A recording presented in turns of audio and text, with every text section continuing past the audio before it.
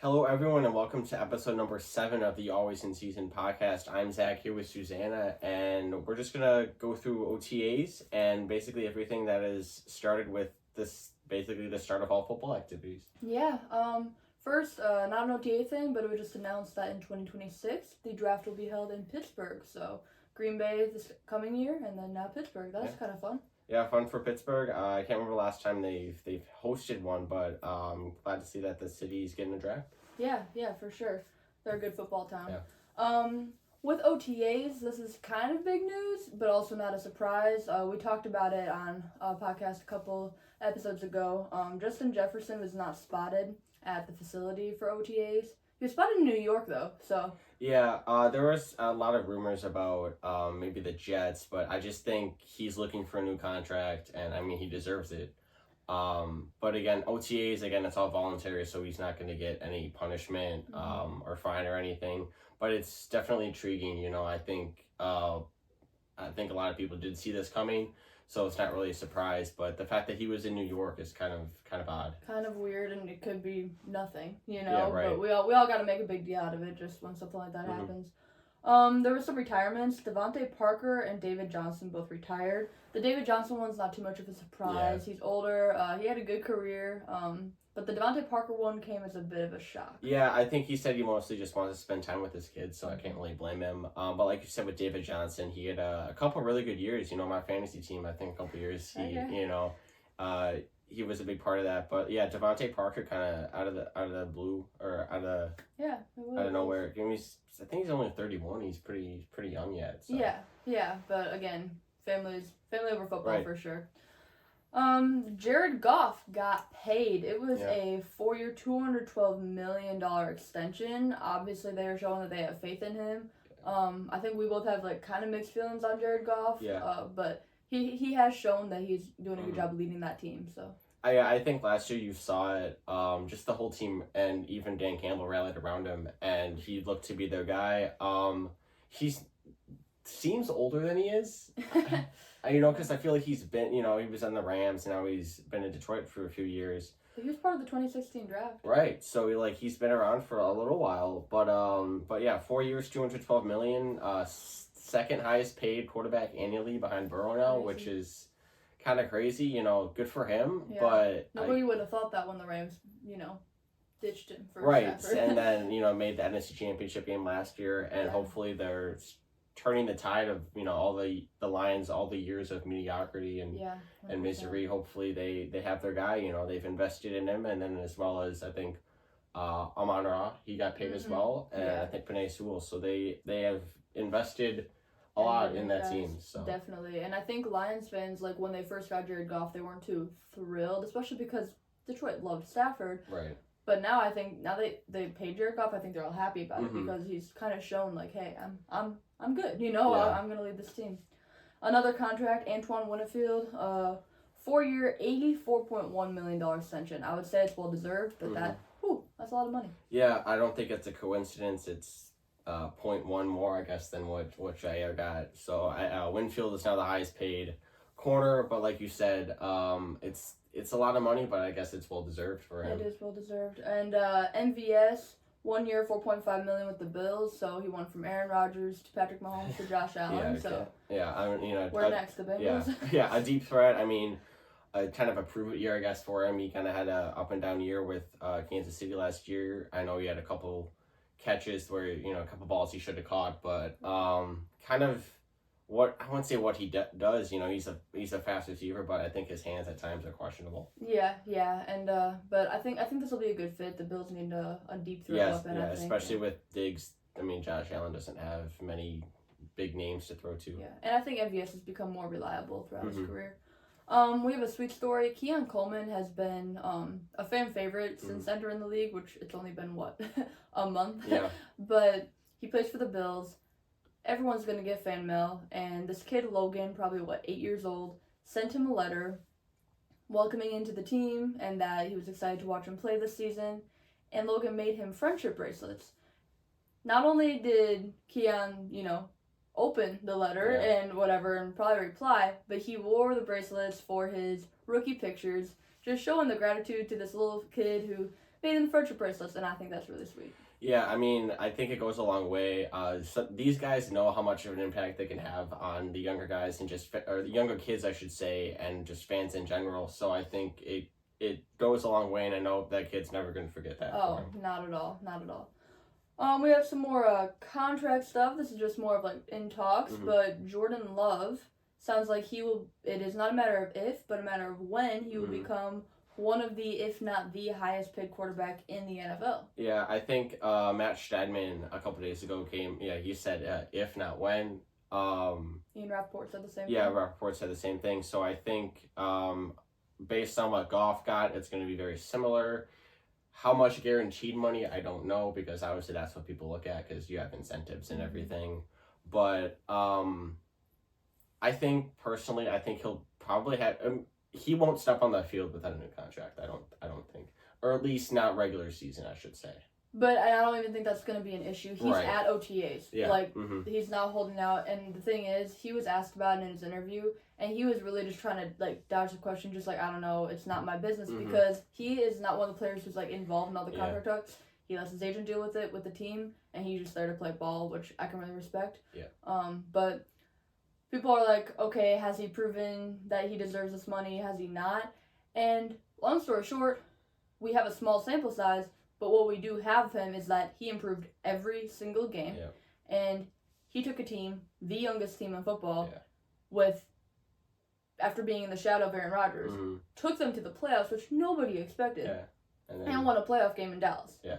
So, yeah, I think you just kind of saw the maturity over the course of all of last year. And then this year, too, the Packers had 90 of 91 show up for OTAs. Yeah. So you can just see, like, the guys rally around not only Jordan as the leader, but just the team in general. I think Keyshawn Nixon said that they felt they let a team get out, let one slip away. You know, they thought they let the Niners win one.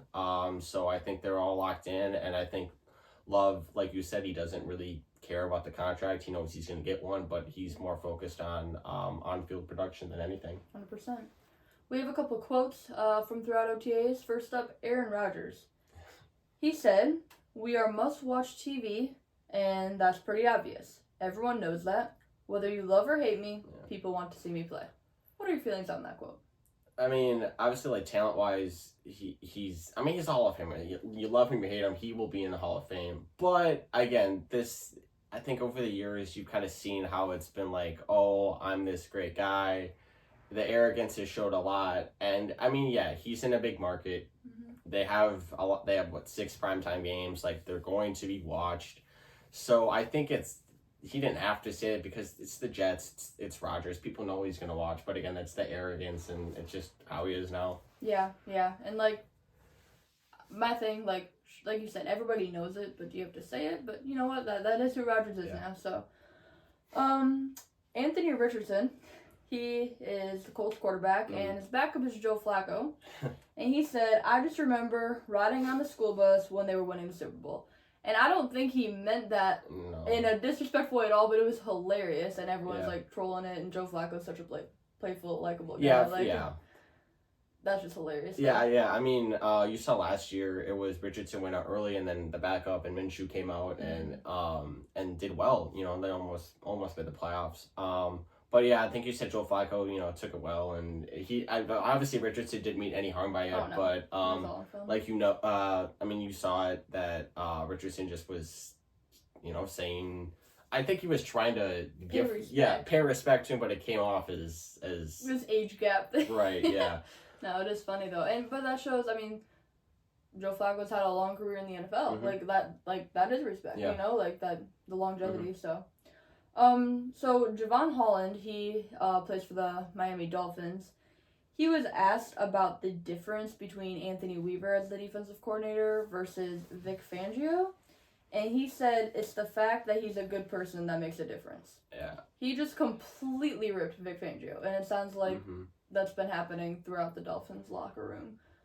Yeah, I think, Vic Fangio is a great coordinator, and, you know, defensively, I should say. But I guess clearly his personality was not well liked by someone, I guess one of the leaders of that Miami team. So I guess we'll see what that team looks like differently. But I think, if a coach can respect the players and listen to them and just be, not just be a crappy person, I guess, they're more willing to listen. Yeah, and I think it's hard with Vic Fangio.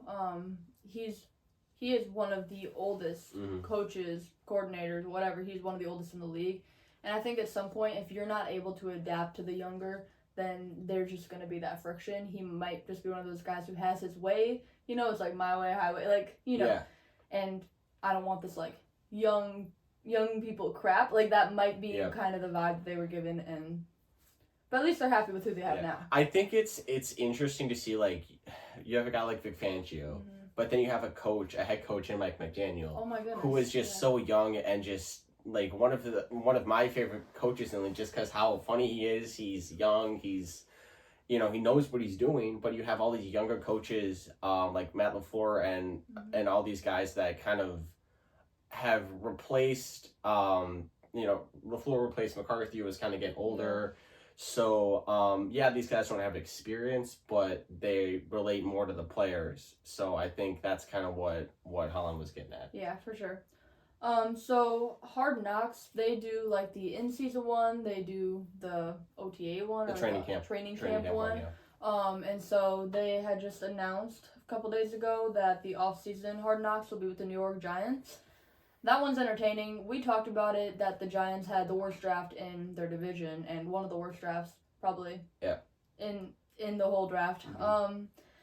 They're struggling. They've been struggling for years, and they have a lot of questions with very few answers. So this will be very entertaining to watch. Yeah, I think I saw a report came out yesterday that it was kind of made me chuckle a little bit that Daniel Jones wasn't thrilled with the idea that the Giants tried to trade up to 3, and that they said like an angry Daniel Jones or whatever. And I don't think anybody, no disrespect to Daniel Jones, but it's like, you're paying him $50 million. He hasn't proven a thing. I think Daniel Jones, it was like the worst situation from the beginning because he got drafted and people were surprised with that draft pick. But it wasn't necessarily a bad pick. It just, not everyone was high on Daniel Jones coming out of the draft. But then he goes to a team with a terrible O-line, and that's just a really bad way to start. And you're having to follow Eli Manning, which is not easy. And then you have this, great running back in Saquon, but then he gets hurt, and he gets hurt again. Yeah. And then your O-line keeps getting banged up, and you're not having great weapons around you, and then it's like, oh, well, we got you Darren Waller. It's like, okay, like, that's a good tight end, but that's not going to solve all your issues. Yet they still pay Daniel Jones, and it's like this whole, like, messy situation that I think Daniel Jones could have. I don't think he's one of the best quarterbacks in the league, not even close, but I do think he could have had a much better career. And I don't think the Giants handled it well. No. I don't think Brian Daboll is the coach for him. Like, I think it's just the best thing for his career is that he was gone. Yeah, I think, like, Daboll's a good coach. I think he won Coach of the Year, 2 years ago? Yeah. So he They just don't seem to mesh well. Exactly. And then, like, last year they had all those injuries, including Daniel Jones. But then you're paying him all this money.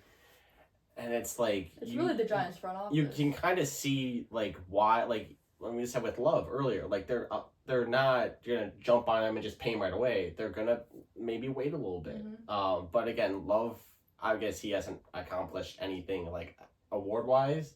But again, last year was his first year starting. They just needed that small sample size. Yeah. And I think that's why with Love they didn't pick up his option. They extended him 2 years, so they kind of gave him like a buffer and like a prove it year kind of thing. Yeah. And I think Daniel Jones never got that. It was like, oh, he's pretty good. Let's just pay him a bunch of money. And I think it wasn't even that he's pretty good. I think they were like, he's not the problem, so we'll pay him. And I think it was a kind of rash decision. But with you mentioning Jordan Love, him or even C.J. Stroud, they both showed more in their first year as a starter than Daniel Jones has since he came into the league. Yeah. And say whatever you want about the situation. If you're you're gonna show that you have what it takes. And so that's kind of messy. So Hard Knocks will be entertaining for that. Back to that. Sure. Last but not least, we're gonna get into the Harrison Butker stuff a little bit. He was giving the commencement speech at this Catholic school, and he made some comments. He made some comments about a bunch of different things. He made some comments about the president. He made some comments about abortion and about LGBTQ. And we're not going to get into all of that. The one we will get into is his comments about women, and he addressed the girls there, talking about he was really just talking about his wife, and that if you asked his wife if she was regretting the fact that she didn't get to pursue her career or get her career dreams, if she would regret that, and that she would say absolutely not, because she loves being a wife and a mother and a homemaker. Mm-hmm. A lot of people are upset about that, because the way that they took it is that he's saying that is a woman's place, you shouldn't be a career person. But I don't think that was what Harrison Bucker was trying to say. I think he was trying to show respect to women and how they still have purpose as homemakers, as wives, as mothers, that you don't need a career to be fulfilled. I think that's what he was trying to say. I think there were a lot of, and you saw, I think yesterday, Jason and Travis, they had very different opinions. They did. But look at their situation. Exactly. That's what I was going to say. Jason is a father. He has 2 little girls. He understands the family situation. That's what he said about Harrison. He talks about family. He goes, not a lot of people talk about that. But then you had guys like Mahomes and Andy Reid also that came to Harrison Butker's defense. So I think it was kind of blown out of proportion. Yeah. And you saw people in the NFL, even Goodell said, we're not paying attention. Again, people can have their opinions without anybody getting upset. And then Travis, I personally don't agree with what Travis said, but he was kind of along the lines that Travis was like, I didn't agree with anything he said. So it'll be interesting so it'll be interesting to see what that locker room's like. But it was really interesting because on social media, you're hearing all of the people who were upset with the comments, like, just like, oh, he's hating on women, or he's sexist, or, he doesn't know what he's talking about, he's demeaning to women, all of this stuff. But then Harrison Butker had one of the highest jersey sales, and the women's jerseys for Harrison Butker were completely sold out. You could not get them, and so people were clearly supporting him too. They just were also able to do it silently, not having to be yelling in the streets. Yeah, I think that and again, he's a Christian guy at a Catholic school, so I think people can have their own beliefs and own religions. Yeah. So I think if you don't follow that or understand it, you're gonna not see what's right with it. Yeah, and I mean, if you're somebody, and it's not a knock on you at all, but if you're somebody who doesn't want to have a family, or doesn't have a family right now, then your perspective is just different. That's nobody's fault. Yeah. So that's why, like you said, the stark difference between Jason Kelce and Travis Kelce, they were raised in the same way, raised with the same morals and values, but their situations are completely different now, and their views are showing that. Yeah, I think. Harrison, I think he got invited to so many more commencement speeches after that. So props to Harrison for standing firm on his beliefs. And I think he mentioned that he talked to his wife about this and was more than willing to step away from the game if that's what he had to do. Absolutely. So yeah, this podcast, we're going to get into the NFL schedule release. We're going to break all of it down. We're going to break down, Sunday Night Football, Thursday Night Football, Monday Night Football. We'll break down the division rivalries, the rookie quarterback debuts, everything. So here we go. Alright, so now we're going to get into the schedule release. That was on May 15th. And the big thing for the schedule release is the social media admins for all these teams. For the schedule release videos, we have seen some really funny ones throughout the years, and we've also seen some really pathetic ones where it's like, you need to hire a new social media admin. The top 5 schedule release videos, number 5 was the Browns, number 4 was the Packers, number 3 was the Patriots, number 2 was the Titans, and number 1 was the Chargers. So if you want to check out the best ones, go check those ones out. Those are not our rankings. Those are based on views and interactions on Twitter or X. Yeah. So now we're going to get into the actual schedule itself. Starting with teams with the most primetime games.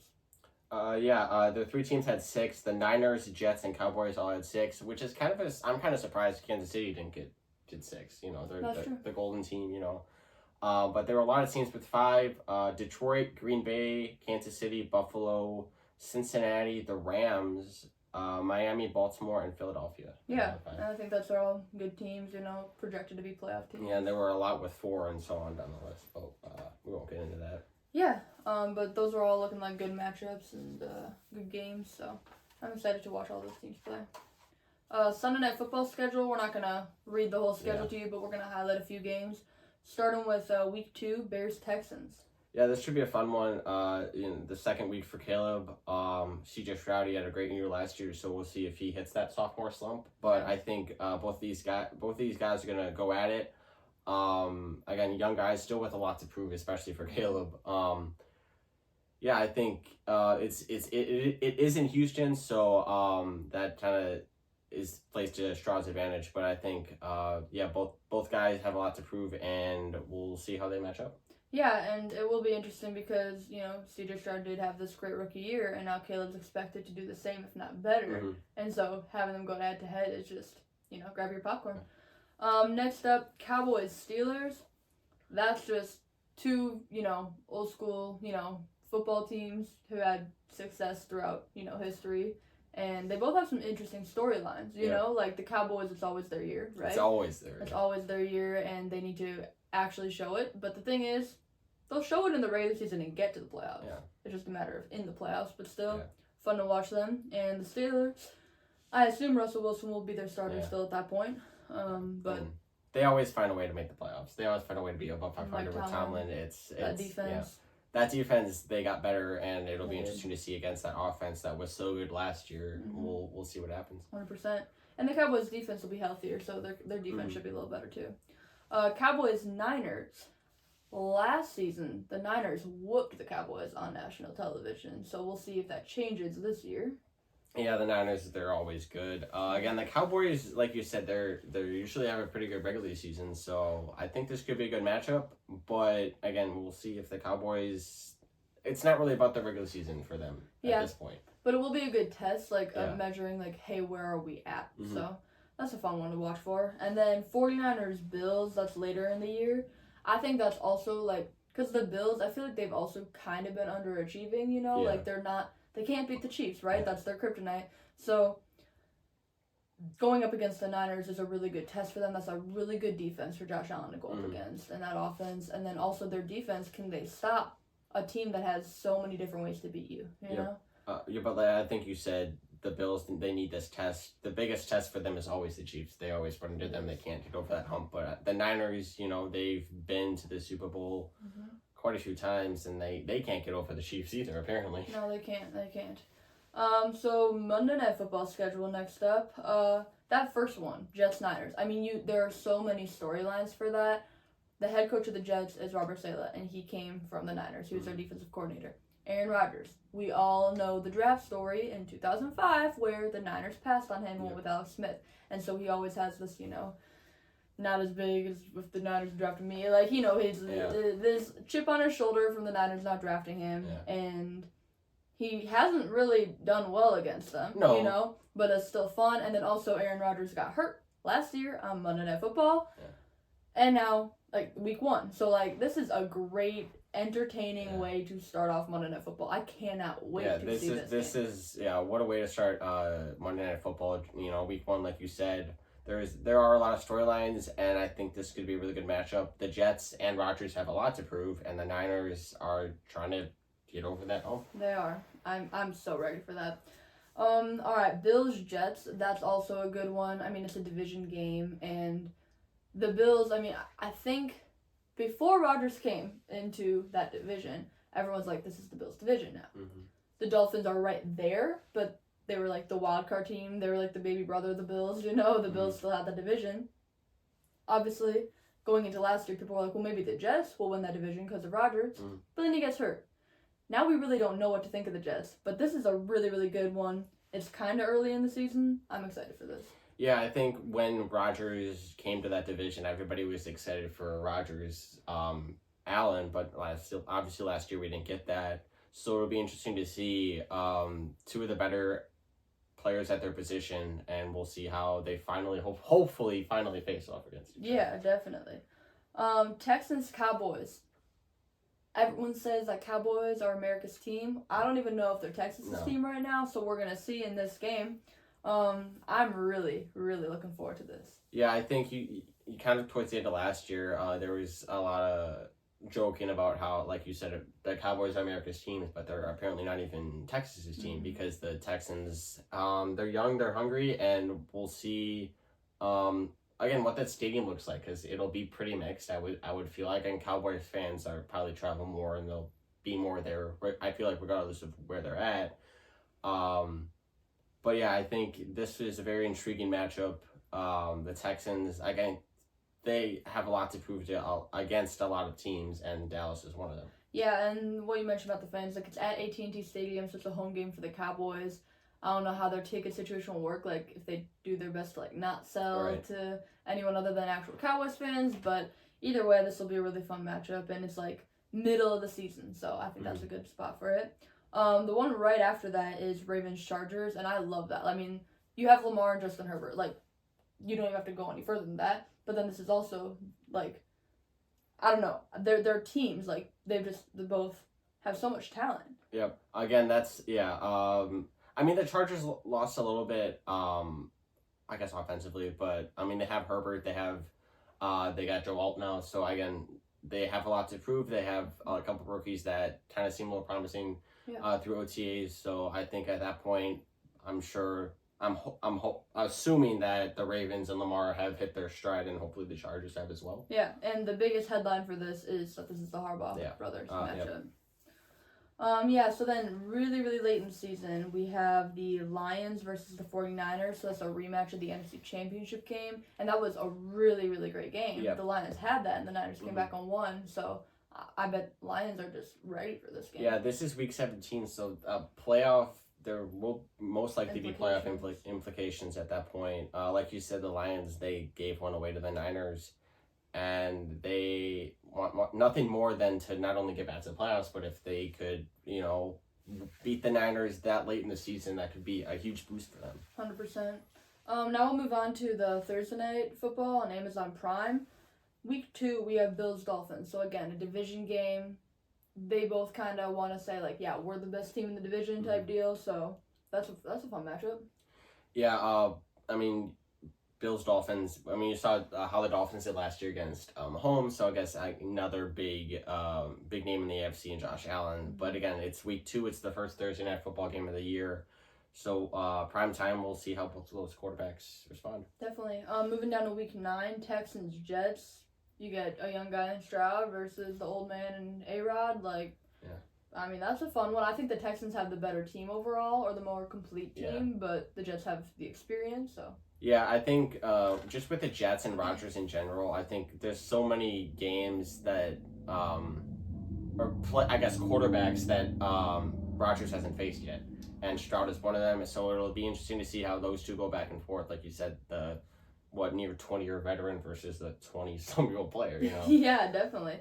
And then week 10, so right after, we have Bengals-Ravens. And I mean, I love the AFC North. That is such a fun division. And Bengals-Ravens, I think you would say that those are the top 2 teams in the division. Yeah. But Joe Burrow, I mean, he's coming off an injury. Lamar, he lost a lot of weight. So, I don't know. Like, that's a fun quarterback matchup, but also those defenses. I'm excited to see those defenses. Yeah, the Ravens defense got a lot better, but like you said, Joe Burrow coming off an injury, he's getting paid a lot of money, so they haven't kind of gotten back to they haven't gotten to the AFC Championship but once.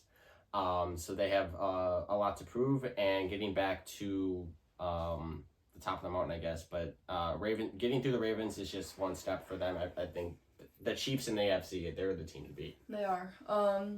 Moving still in the AFC North down to week 12, we have Steelers-Browns, so the other 2 teams.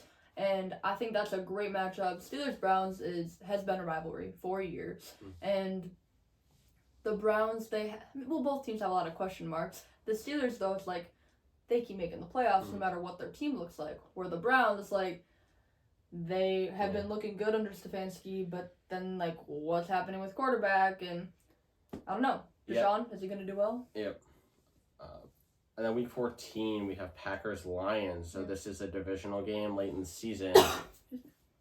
Packers-Lions, think, the teams that we expect to be at the top of the For sure. division. So I think this will be a great game.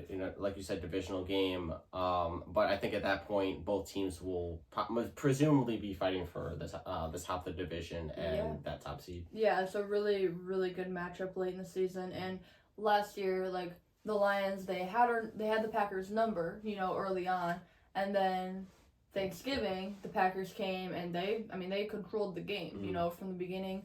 And I think the Lions were really, really upset about that because they feel like they finally have this division. And so now the Packers are looking good again. Like, I think the Lions are going to be ready for that game. But week 14, like you said, playoff implications are on the line. And then week 16, again, an AFC North one, the Browns-Bengals. I'm so excited for that game. Yeah, the Browns are, like you said, they're kind of a weird team. Like, Stefanski's a great coach, but it's the quarterback situation. It is. It's for them. What does Deshaun look like?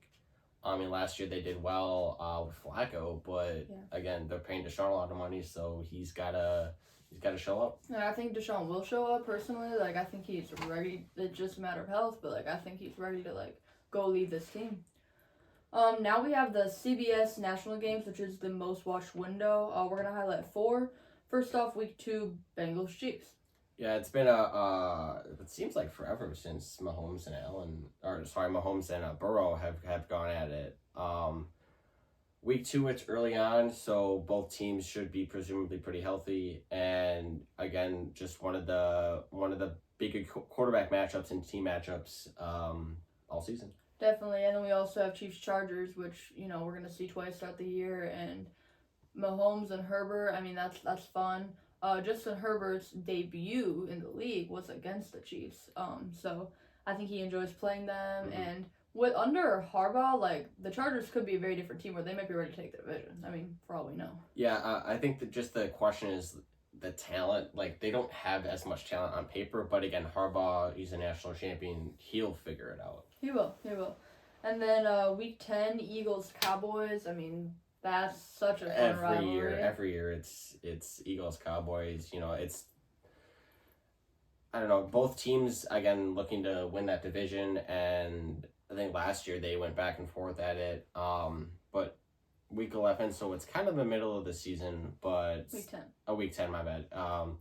So it'll be not that big of implications, but again, it's a divisional game. They're always important. Yeah, I mean, it'll pan on later in the season, and the thing is, like, that's the home game for the Cowboys. They need to win that game because the Eagles would love nothing more than to go into Dallas and beat them, knowing that they get to play them again at home. Like, so that's a big one. And then another Chiefs one, week 11, is Chiefs-Bills. Like we said, can the Bills beat the Chiefs? Is this going to be a game where it goes into overtime, and then Mahomes and the Chiefs end up driving and winning, and Allen doesn't get, like, is it going to be that again? Because that's what it seems like every time. Yeah, it seems like the Bills they're so close every year, and again, it's not the playoffs, so again, it's not that big of a deal, but I feel like the mental toll it would take on the Bills if they can't beat the Chiefs again. It's just like, what do we have to do differently? They're going to go to therapy. You know? Yeah, and I mean, we've been touching on the quarterback matchups throughout these games, but we'll highlight a few more later on with just some great quarterback matchups that we might not have touched on. But first, we're going to get into some revenge games. In week 2, Russell Wilson returns to Denver. I cannot wait for that one for Russell Wilson because they treated him so badly. Like, I swear, Russ was doing well. He should have never been benched. I hope he just goes into Pittsburgh and lights it up, like, with them, but mainly week 2 against Denver. Yeah, I think we're kind of on the same page. Russ was treated horribly there. Great guy, that we both love him, and I think Sean Payton and just the Denver in general just did not treat him well, and he signed a vet min for a reason in Pittsburgh. But yeah, week 2, this is a big game for Russ, and again, it's early, so they should be healthy, and we'll see what Russ does. Yeah, and then week 5, Stephon Diggs returns to play against the Bills, and that one's just a little spicy. I mean, like, he just didn't want to be with the Bills anymore, and I feel like he just kind of keeps bouncing, like, oh, y'all are up and coming, I'm gonna go to you, like, that's when he joined the Bills, and now that's when he's joining the Texans, but It'll be fun seeing him play with that Texans offense. Yeah, I think with Diggs' contract too, it's kind of a prove it year for him because if he has a good year, he can go get paid. So he's gonna have a lot to prove, and that can help the Texans as well because they're not paying anybody. I'm not saying that Diggs would come back there, but like you said, Diggs just kind of seems to jump from team to team when he gets tired of a team that can't get over the hump. Yeah, definitely.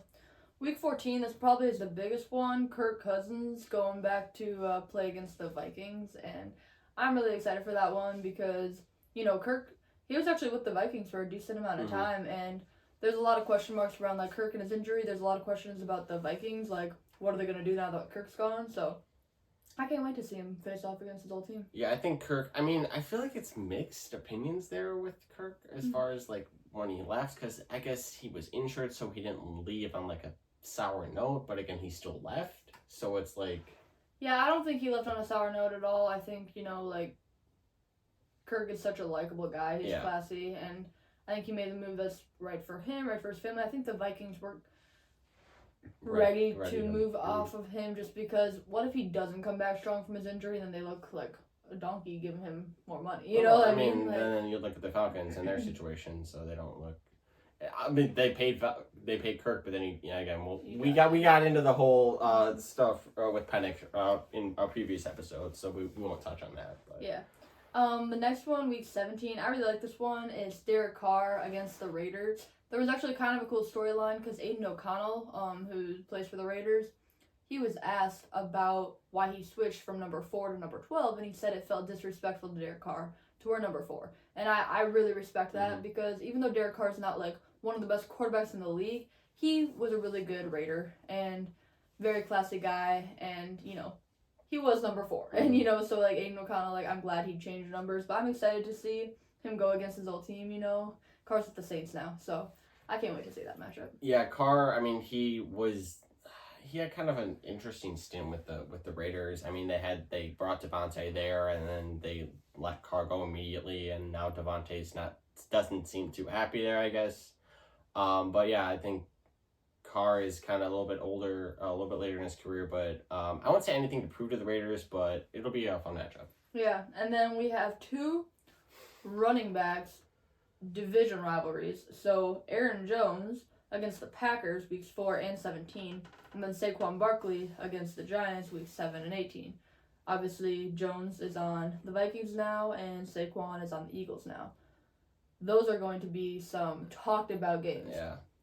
Jones is, again, beloved in Green Bay, and sucks to see him go to a division rival, but let's just hope he doesn't run up on us. But we'll see. And then, like you said, I feel like Saquon and the Giants are it's a bigger story, I guess you could say, just because he was the face, and I think they could have paid him last year, and they didn't, and he followed the money, and that money just happened to be a division rival. Yeah, and it makes sense because, the injuries. Like, for both of these running backs, they're both, like, when they played, they were great.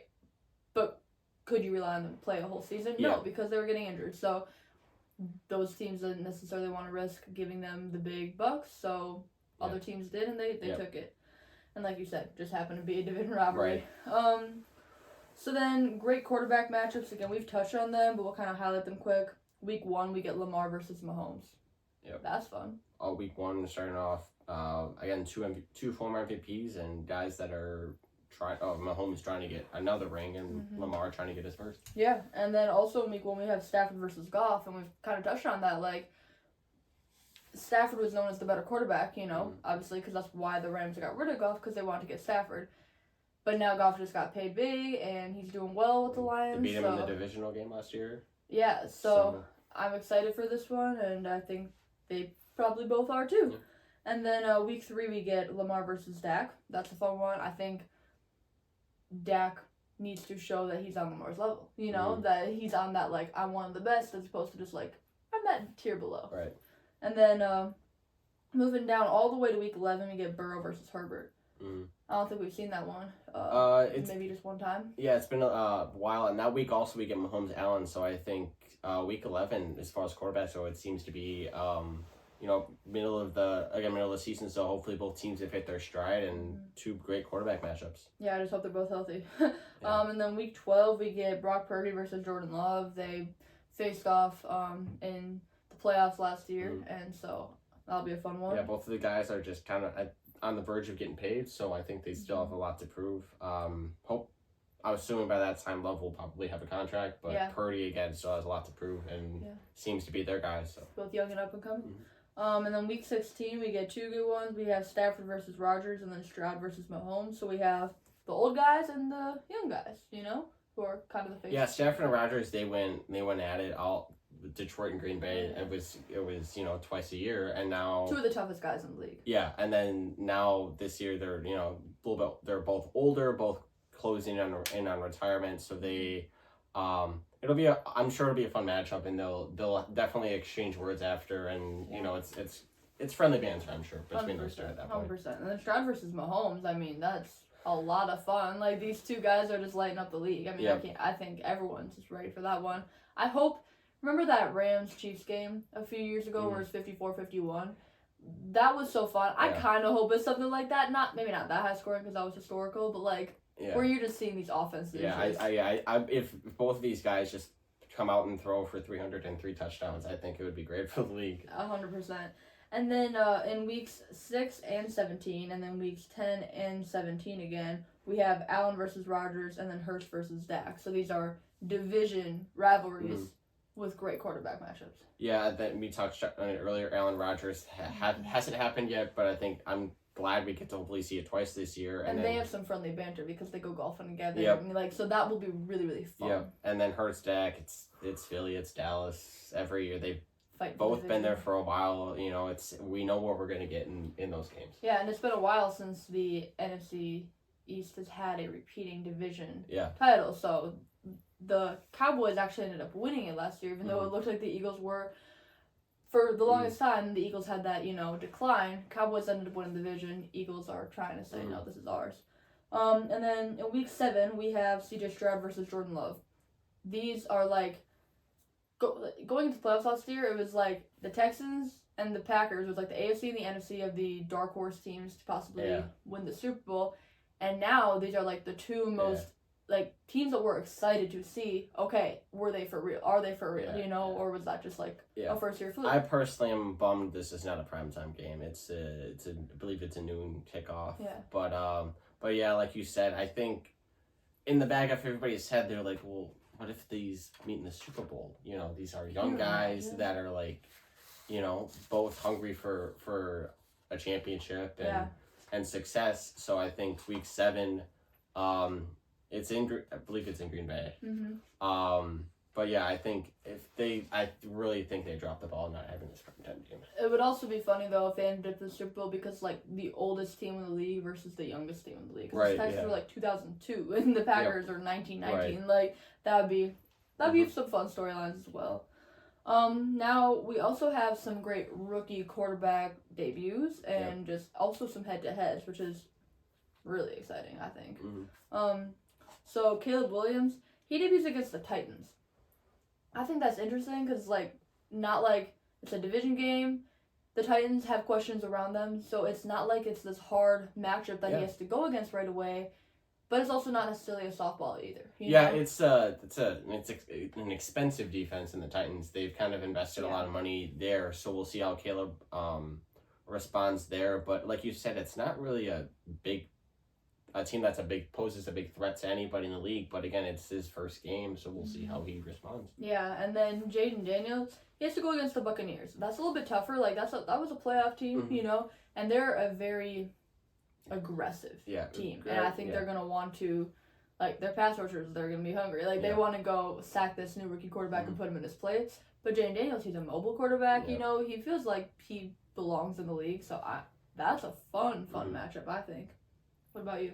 I think Jaden, again, a guy that I'm really high on, but like you said, that Tampa defense, they're just kind of tough, gritty.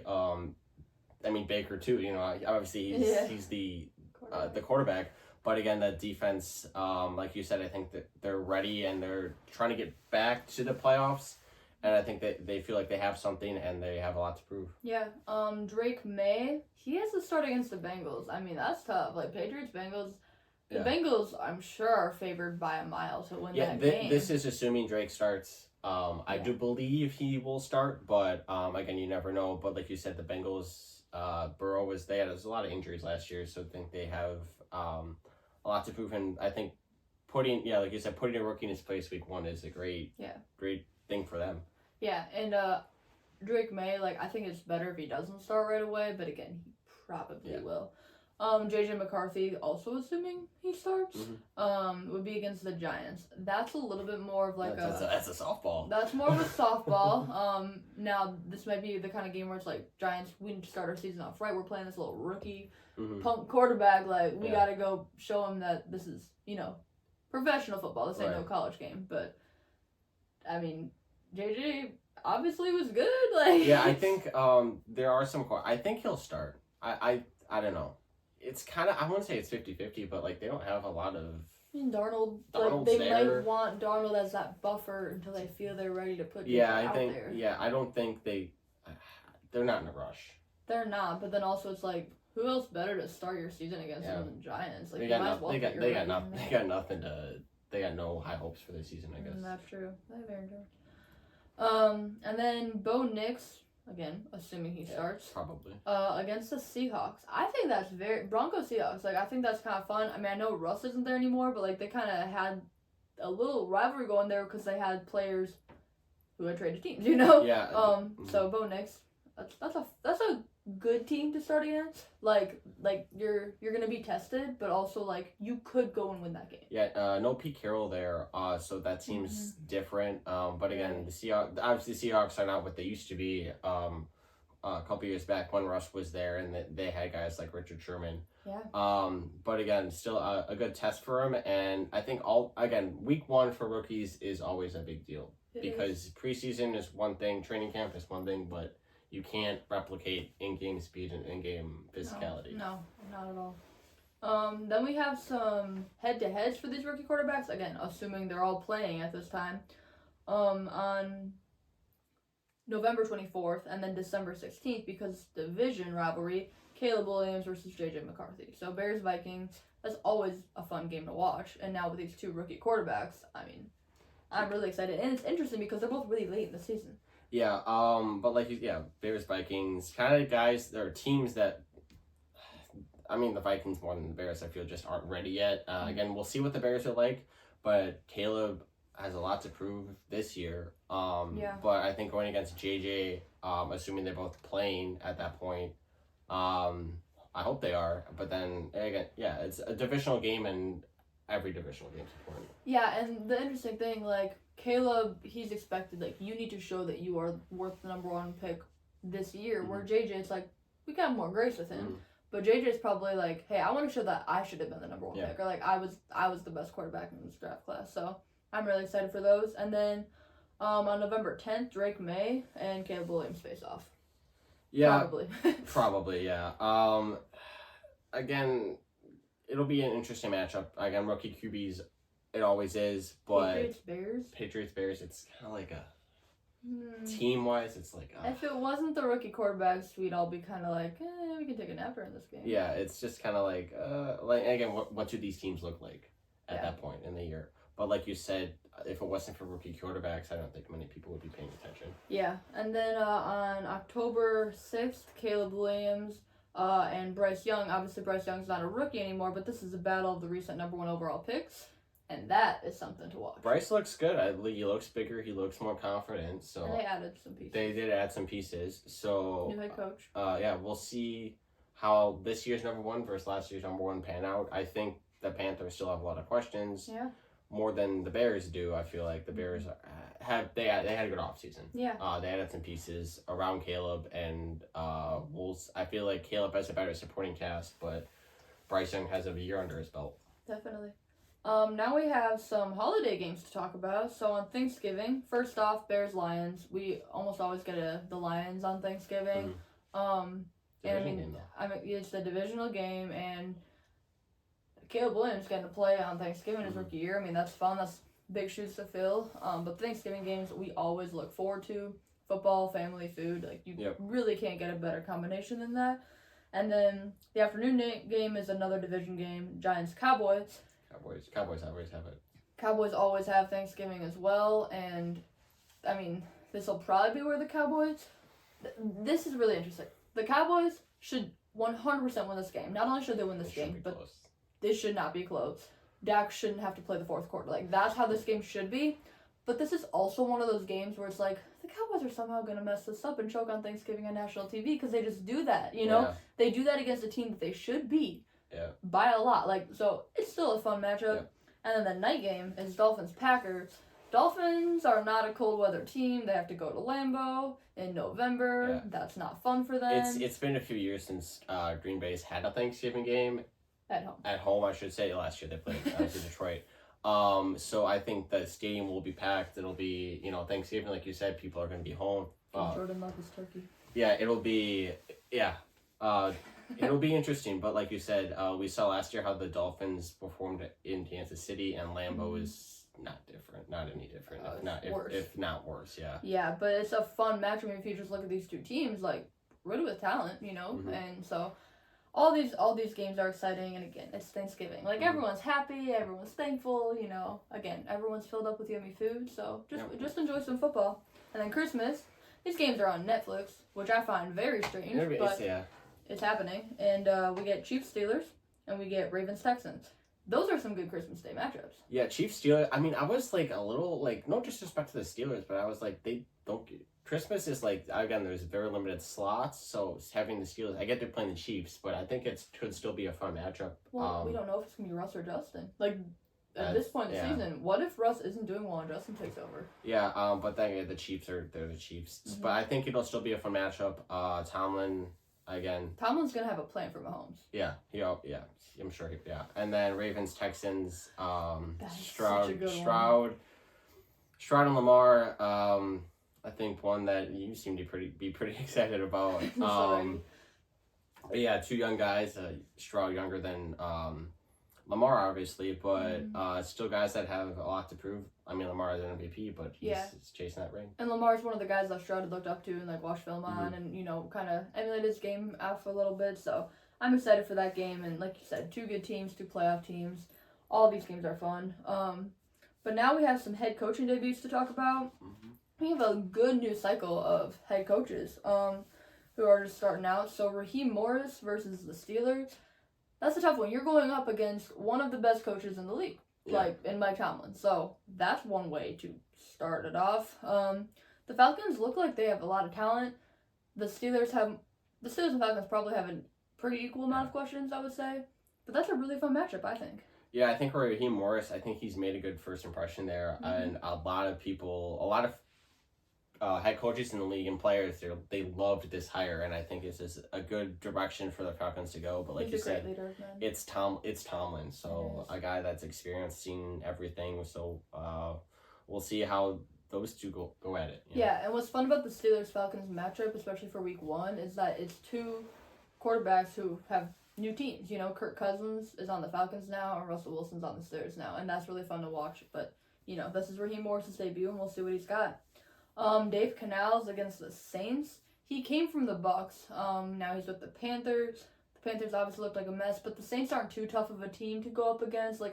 They have Dennis Allen, and he's probably playing for his job this year. He needs to show that, he's not just going to get them, 7 wins. That he might get them to the playoffs, but it's a division game, so it's an important game. Yeah, the Panthers, they're kind of still trying to figure things out. So I mean, this is going to be a good start for Canales, but I think this, like you said, Dennis Allen is kind of more in the hot seat than obviously Canales is.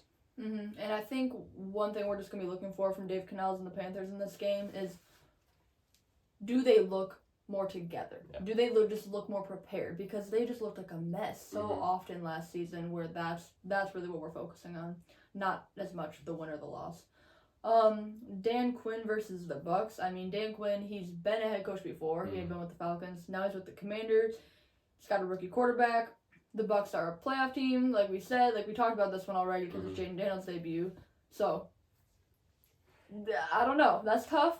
but it's winnable. Yeah, Dan Quinn, I mean, he's more of a defensive coach, Yes. and interesting to see what he has planned for Jaden to start the year. But like we talked about earlier, it's the Bucks. It's kind of a tough matchup, but Dan Quinn, like he's been a head coach before, so this isn't brand new territory for him. Yeah. But it's still a tough matchup. Yeah, and this will really be like, because like you said, Dan Quinn's a defensive guy, so he's not dealing with Jaden Daniels as much. That's going to be the coordinator's job. But Dan Quinn, he runs some good defenses, and he's going to need to make sure that the defense is on the P's and Q's, especially early in the season, while Jaden's trying to figure things out with the offense.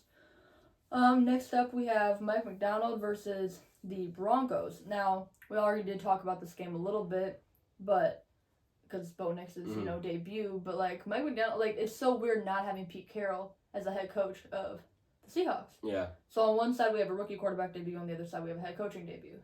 Yeah. I can't remember last time the Seahawks didn't have Pete Carroll. He was the coach during their run with Legion Boom and Russ, and he's moved on. And Mike McDonald.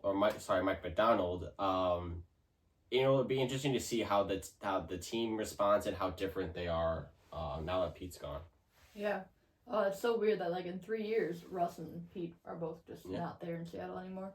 Now we have Jim Harbaugh versus the Raiders. Now, it's technically not really a head coaching debut, but it also is because Harbaugh had been a head coach in the NFL before, went to college, now he's back. So it's a debut in that sense. It's a debut with the Chargers. Antonio Pierce, he was the interim head coach. Yeah. But now it's like, all right, this is actually your job. So, I don't know. Yeah, Pierce, like you said, Pierce was with the team, so he's kind of instilled his game plan and how he runs things. But Harbaugh, was in the league before, went to college. Basically, I would say won college. They won the national championship, so he got what he wanted there, and now he's looking to get the Lombardi. So it'll division game. Yeah, division game as well. But Harbaugh was pretty successful. Mm-hmm. Almost won a Super Bowl. Obviously, I lost to his brother, but as you should. Yeah, older brothers got to put you in your place. Yeah, we'll see how Harbaugh responds now. It's been a couple years, and with Herbert and just a Chargers team that has a lot to prove. Yeah, and Antonio Pierce, that's who the Raiders wanted, so they got their guy. Now it's just go win. Next up, Brian Callahan versus the Bears. Again, this is another one where we have the rookie quarterback debut on one side and a head coaching debut on the other.